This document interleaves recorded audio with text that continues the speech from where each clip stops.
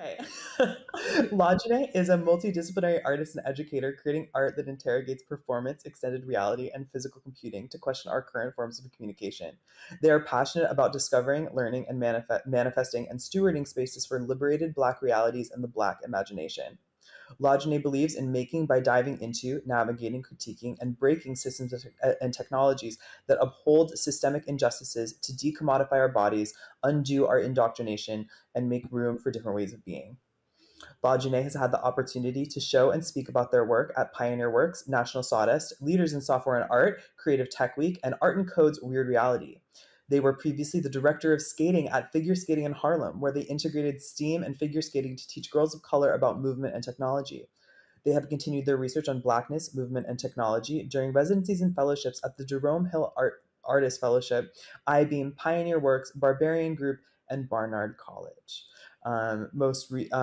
And I'd say most recently, the project that has really been inspiring me from Lajune's work is the Black Movement Library. One of the works from that project is currently on view in our online exhibition, Diorama, which you can check out at newart.city, www.newart.city. Without further ado, I'm going to pass it over to Lajune.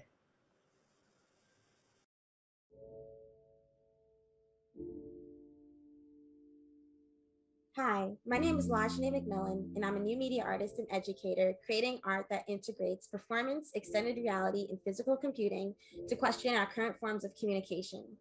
I am passionate about discovering, learning, manifesting, and stewarding spaces for liberated Black realities and the Black imagination. I believe in making by diving into, navigating, critiquing, and breaking systems and technologies that uphold systemic injustices to decommodify our bodies, undo our indoctrination, and make rooms for different ways of being. In the past few years, access to motion capture data, 3D character-based models, and software to make animation yourself has skyrocketed. From Make Human to Mixamo to Carnegie Mellon's motion capture database, the ability to make and finish polished projects has become easier for many. And while these resources are extremely helpful to create a range of tools and projects, they lack tools to create diverse characters and movements unexplored by systems that center assumptions of neutrality. And so I began work on the Black Movement Library, which started as an online database of Black motion capture data and Black character-based models. However, when I first started this project, I realized that representation was not enough, especially when that representation alone does little to positively affect the lives of Black folks and our communities. We first need to understand how our movements and bodies are already represented in the media and in the tools we use.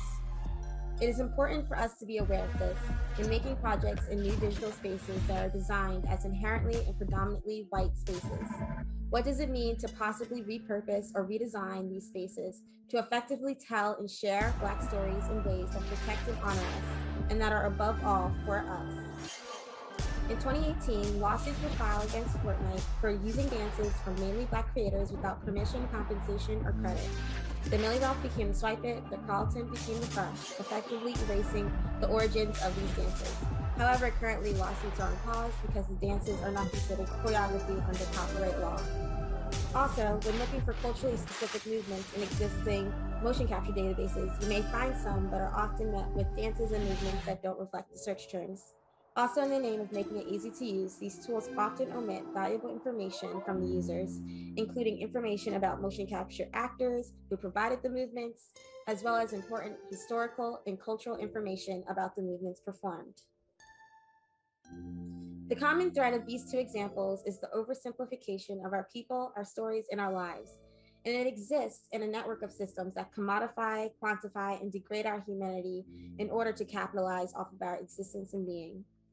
And so how do we combat the commodification, exploitation, erasure, and dilution of Black culture and Black people?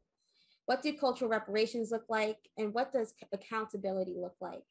How do we begin the work of holding these platforms of the past, present, and future accountable while fairly compensating and crediting not only the individual Black people it affects, but the Black communities across the diaspora? How can we discover, learn, invest in, and steward systems that prioritize liberation and abundance? Movement does not only represent our individual experiences, but it also represents our collective memory. transcending space, time, and oppressive social structures. It allows us to connect to each other, our ancestors, our deepest selves, and gives us space to communicate to our future. Movement is a technology, holding the stories of our existence over the diaspora. Our bodies and movements are more than data points and avatars. They hold our humanity. And it's time for digital spaces to reflect that, and for all spaces we enter to reflect that. So what does it mean to ethically digitize Black movement? How can it better serve and celebrate the community? How can we effectively challenge digital tools and landscapes that don't share these values and gain liberation in our collective future? The Black Movement Library is a library for activists, performers, and artists to create extended reality projects, a space to research how and why we move, and an archive of Black existence. Black Movement Library seeks to grow community through the use of performances, extended reality experiences, workshops, conversations, and toolmaking. Movement portraits serve as a way to learn about the lives of the performers, contributing their movement data to the Black Movement Library. What happens when we ritualize the archival process of data collection and invite the community in as a witness?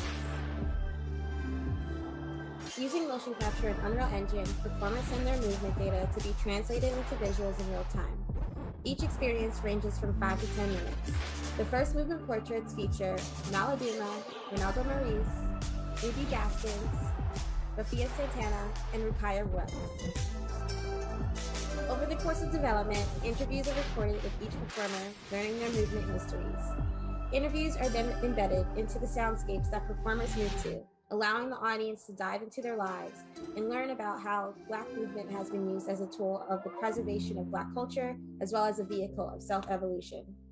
While movement portraits are a real-time motion capture performance, they are also translated and archived as VR and single-channel video experiences. This allows movement to be re-represented as an abstract digital memory of the performance day. I started dancing when I was a child. My mom, she just kept us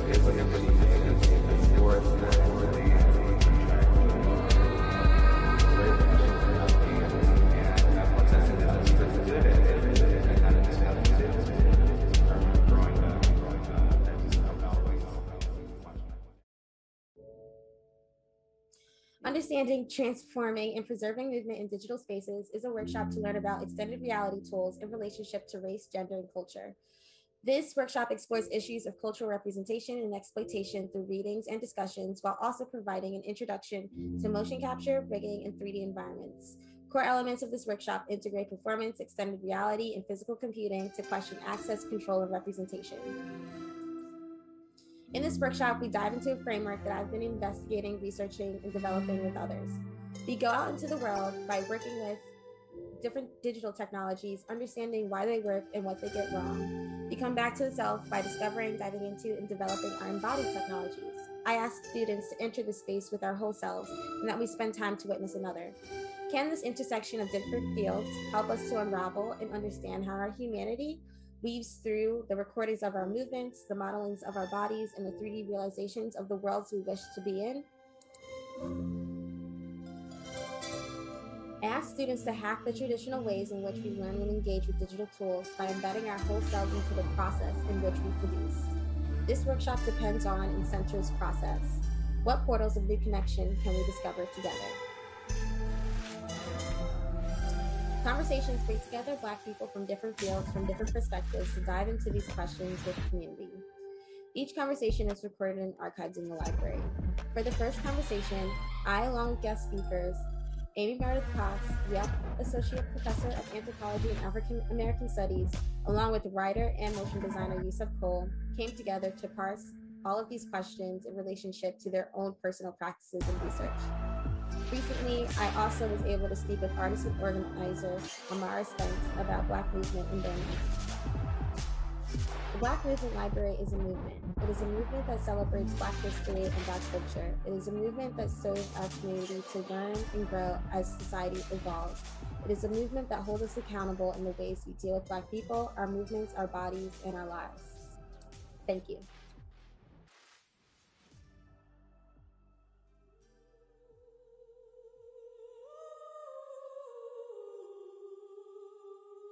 I produce, write, perform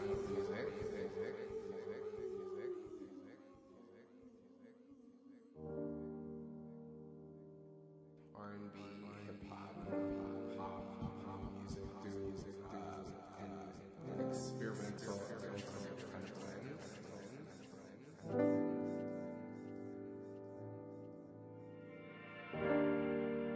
The root of my art is very black, black music, black art. My whole family side. I was the only one born in the United States. They all speak Zulu. That's another thing. I want to before I die. I was 10 years.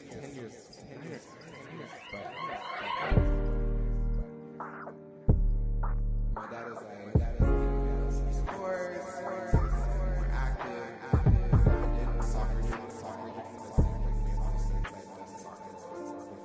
and I liked it. And then the winter came. So I thought, why not try dance?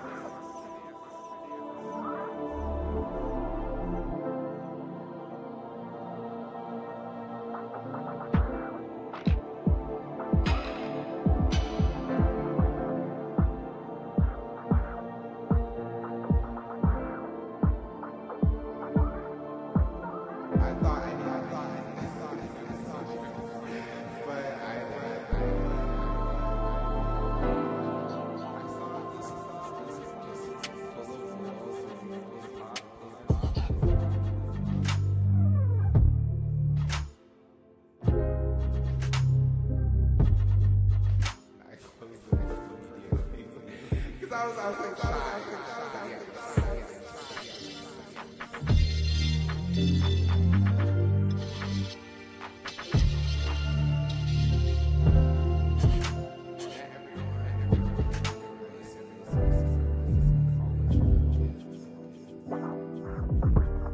we just started following.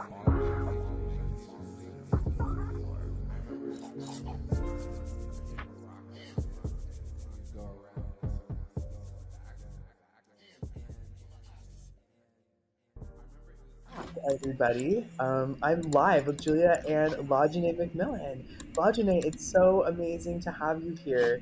And your talk was so. You said some things that I think people really need to hear right now, and that these are issues and ideas, related to reparations, related to appropriation, that are so crucial as we think about building new world, as we think about rewriting the racist and the problematic protocols that are embedded within our current systems. And I'm so thrilled to have included your voice in this conversation.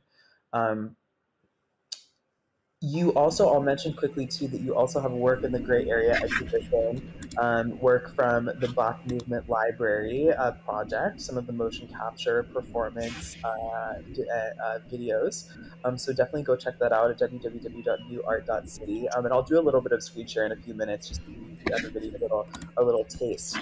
But Lajine, just to start us off, I'd love to hear a little bit about what you're working on now, because we've been in contact for, I think, just about 2 years. We've known each other and have we've worked on a couple. I've worked on your work in a couple of different shows. Through that time, I've gotten to see things at the Black Movement Library expand and evolve, and I've seen you kind of make your mark in the NFT space and in other exhibitions. There was a really amazing presentation at the Brooklyn Public Library a couple months ago. So I'd love to hear what you're working on now and what your current focus is, and kind of from that trajectory, kind of where you're headed. Yeah, so right now I'm working on a performance piece. It's pretty much in the next phase from Antidote, which started as a video work. So right now we're working with 6 students from the Lower East Side of Manhattan, as well as 3 students from South Brooklyn High School. And so it's pretty much like a cross between like two different high schools, and we're working with them to create um, an immersive liberated reality with them. So it's a performance piece, and it'll be about like an hour long, and it'll also be a live motion capture performance. So yeah, I guess I've been working on just like crosses between live performance, live motion capture performance, as well as with movement portraits. I've been now turning that into an online WebXR experience too. Well, a sort of cross between like online and like downloadable XR experience. So yeah, basically with the movement portraits, I was able to, when I did the Brooklyn Public Library experience, um, that was like live outdoors. And essentially what happens is that I now go through this process of turning that live performance into both a 2D like video experience as well as a more like in-depth VR experience too. So the performance itself gets archived in that way. Yeah, so it sort of like transforms into something different, but also sort of speaks to what happened that day. Um, yeah, yeah. Sorry, can you explain what exactly you mean by XR and what that look how your work translates to that medium? Yeah, so XR stands for extended reality, which is an umbrella term for virtual reality, augmented reality, and mixed reality. Um, and so basically, the tool that I use for all of my visuals is Unreal Engine, which is a gaming engine that creates a lot of like different video games, but you can also do what I love about Unreal is that you can essentially create all different various types of projects with just one engine. So I use it for video artwork, like all of the work right now, because it's made in the engine, it can literally be transferred into like a virtual reality experience, an augmented reality experience, 2D video, which is like sort of, which is actually what I am showing in the show. Um, you just get the option to be able to make so many different medias like and mediums, like you get to like sort of weave in and out of them with one tool, which is really really cool. So yeah. Okay, thank you for that clarity. That's awesome. And I want to like, sorry, I had to unmute myself, so I had to pause the New York City for a second. But yeah, here's the work that I'm showing here, and I'm just going to keep this kind of running in the background so you can get a sense of the aesthetic of Lajune's work while we're chatting. I want to go back to this phrase that you just used, to describe this performance work with the students in Manhattan, of I believe you said performance liberated reality. And you spoke a little bit about this in your presentation, but I was wondering if you could dig in a little bit more and kind of help us understand what that means, and how we might be able to achieve it. Yeah, so basically my work, it's really interesting, I guess, because sort of like what I spoke about a little bit in the talk is that these tools that we're working with are inherently biased. So essentially, that in and of itself sort of like I guess like reflects the outer world that we live in.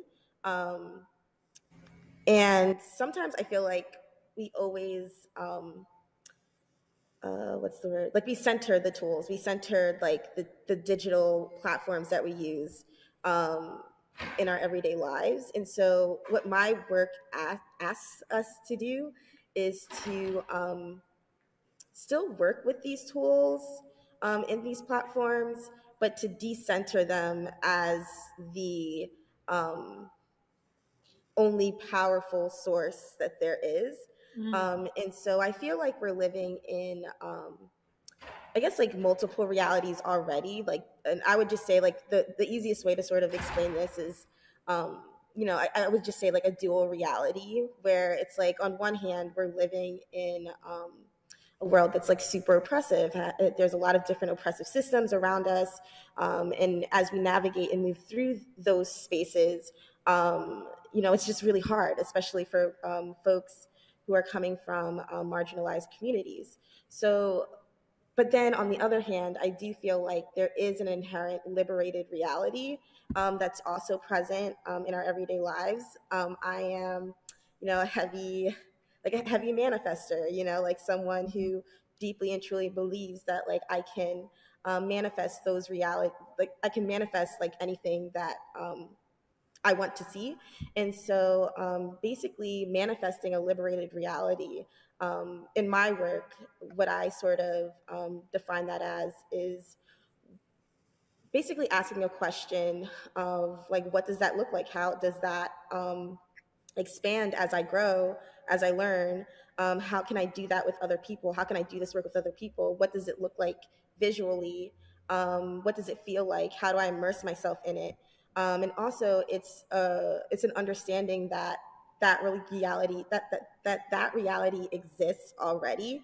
That liberated reality exists, and we just have to tap into it, and we have to be and so like what does it mean to continuously tap into, to subscribe to that space, to that reality, and what does it mean to continue building it up to a point where um, I can unsubscribe from the from the oppressive reality, because like at the end of the day, like right now we have to like live in that space. And but really what I'm hoping for is to inspire folks to really take into consideration that we're all world builders, and that we're all world building every day, and that yes, we live in these systems now, but we also have opportunities to create and build new systems with each other, and we don't have to perpetuate those systems, those oppressive systems, on ourselves or on each other.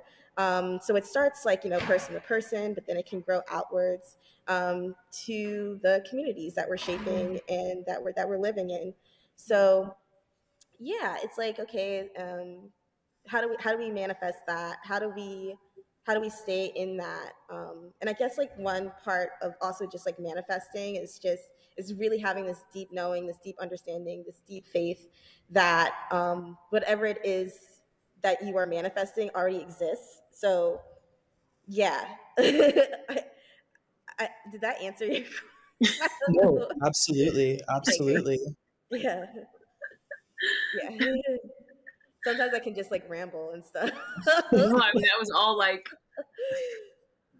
Yeah. So, just building off of that a little bit, I wanted to ask, I've been mentioning the movement portraits and the movement library, but I was wondering if you could expand a little bit more on, how that works and how that archive is working to lead us towards that liberated reality. And because I know that there's such a strong and vibrant ethic of care and consideration and protection that accompanies this project, and I think that that's an ethos and a model and a work praxis that is so valuable and so wholesome. Wholesome is not the right word. That sounds corny. I mean, not wholesome. I mean, genuine. generative. Generative is maybe a better word. Yeah, so I guess like for me, right now, um, I sort of like flipped the the archive, I guess, like on its head, because when I first started the project, I was like very much just like, oh, I need to get content, I need to get content, I need to get like movement, I need to get data, but then I wasn't really like thinking about what that meant, and what that truly meant, and how that sort of how even just like that thought process of just thinking in that way can also be like dehumanizing in itself. It's like these movements are coming from a person who has a full life, and so what does it mean to archive like snippets of people's lives and people's journeys? What does that process look like? And then it sort of like dives into relationships and building and creating relationships with the people that I work with, especially as I'm recording their movements. So like with this first, like with the first two movement portraits, which are in the show, I worked with two performers who also performed in the Brooklyn Public Library. So sort of seeing that transition and that change over time, because people change and grow, and being able to interview them like 2 years later, 2 years, well, no, 3 years, like after the first performance, to sort of see like how they've changed and how they've grown over time is like really, really special to me. And also, I'd realized too that there is like being like a technologist, but also being like a mover myself. There's been I had realized that there's sometimes this like really um, toxic like relationship between like technologists and the people that they work with, like the dancers that they work with, or the performers that they work with. It's very much like it's very like disconnected sometimes, because I feel like for technologists it's just like, what can I do, like how can I make this thing, and it's very like you're just like a subject or an object in my piece, like, and it's very like that process is also dehumanizing. It's like, okay, like how do you sort of take a step like, get knocked down a few pegs and like be human yourself, like um and then also realize that you're co-creating with the people that you're working with. So it's like, I'm not doing this by myself. I'm not being like a I'm not like I'm not like I guess like I'm allowing people to be who they are, and I am sort of recording that. I'm witnessing that, and I am creating representations of that. Um, but we're more like collaborators rather than just me like doing everything, and the people being like little I guess like specks of data, like these like sort of datafied or quantified elements. And I think like that sort of like goes into this process of like, you know decommodification, because I feel like um, sometimes these relationships that we have with performers can be very just very like, what's the word, it's like just ill, like not even just like with technologists, like in a lot of different ways, in a lot of different spaces, I feel like performers are just taken advantage of. So it's like, okay, like this is really speaking to that. It's like, okay, like how can I do this in a way where I'm caring about people? Which is like, it's so sad that that's like radical. It's Oh my like it's gosh. I so mean, I totally sad. feel that though. It seems like, we've been talking a lot this weekend about, the recent news of Facebook and the whistleblowers and, all of the horrible things that have been allowed to come to pass that were more known about. And it does feel radical to, embed care into something. And, that kind of leads me to my next question, because I really wanted to ask, obviously we're in a society, and we're constricted by technological systems that are particularly extractive and exploitative of Black people and of people of color. And so I would love, to, from your perspective as a technologist, as a mover yourself, as a figure skater and a dancer and so many other things, what sorts of protocols do you want to see written, or how would you rewrite those systems in order to suit you, to suit your community, and to suit the ideals and the morals that you hold dear? Yeah, so that's a really like that's a heavy one. I feel like right now what I've been really focused on in my work is this idea of um or this term that was coined in one of my workshops, um called embodied metadata. So basically, embodied metadata is like the data about the data that our bodies like produce, that sort of like show the fullness of our lives. And essentially, with that, um, it's like this realization that our body itself is a technology. Um, and it holds like so many various different technologies in ways that we communicate and connect with each other. So what does it mean to like recenter the body, to recenter our bodies and how we connect with one another, and how can we use that as a way to sort of navigate and hack and critique the digital tools and spaces that we enter and move through. So yeah, so it's like a recentering of the self um, together in a way, and pushing that forward and saying that like even though these tools exist, I exist too, and also I'm here because of you know my ancestors' journeys, and that lineage, and they have left for me um, just a wealth of knowledge and tools and space to really make and create and think and dream. So so yeah, like trying to like find out and understand what those ancestral technologies are too. Trying to live in those spaces, because I also feel like the tools exist, like we just have to like use them and tap into them. Like we just need to like know them more. Yeah, and find them and discover them and understand them and learn them. But it's hard because time. It's like we're living in like a capitalist society, and it's like one of the things that is hard to sort of navigate is actually being able to have the time to take the time to learn and use those tools, because it's going to be a little bit harder and it's going to take more time to do that, and not everyone has that time. And especially like for folks who like the thing is like time is money, right? Like whatever. But so it's like you don't if you don't have money, if you don't have the money to do it, then it's like it's harder to actually do that thing.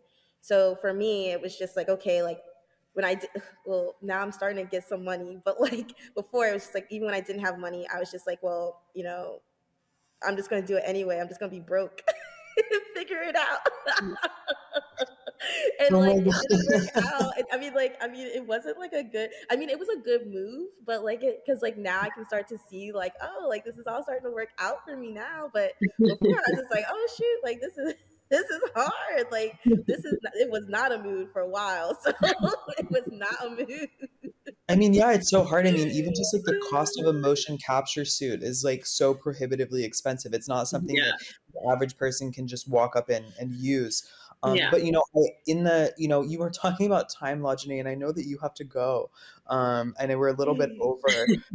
But I appreciate you being here so much. And there are some more questions from the audience that we didn't get to answer. There are questions about the copywriting of choreography, the copywriting of motion capture files, and whether that's a viable mechanism for supporting Black dancers, Black creators, helping them to gain sovereignty over their work. We don't have a ton of time to talk about this, but everybody head to Twitter. I'll start some threads. Maybe we can get a little conversation going there, and discuss some of the possibilities and pathways that are available.